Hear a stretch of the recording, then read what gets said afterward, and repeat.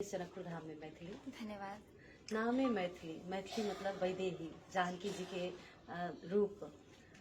मैथिली के प्राचीन मिथिला के राजधानी जनकपुर धाम में एला के बाद केहन महसूस भेल था? ई हमर एकटा जे गोल हम कह सकै छी कि एकटा गोल रहे कि हमरा जनकपुर धाम आबऽ के, लेकिन एहि रूप में आबऽ के मौका भेटल से हमरा उम्मीद नहीं छल।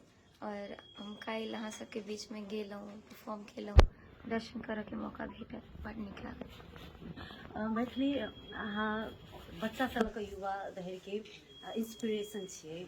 अहाँ की कहऽ चाहै छी संपूर्ण धियापुता सबके जे अहाँ के आइडल माने छथिन, हुनका अहाँ ई जे कम उम्र में एतेक कम उम्र में एतेक आगाँ नहीं पहुँच सकली है, ओहिके लेल ई धियापुता सबके और की सब करऽ पड़तै जे वो अपन गोल के अचीव कर सके? हमरा लगैए कि डेडिकेशन के साथ कोनो गोल के अहाँ सब अचीव कर सकै छी। और ई एकटा अहाँ के अंदर डिटर्मिनेशन हेबाक चाही कि अहाँ के की करऽ के। धन्यवाद।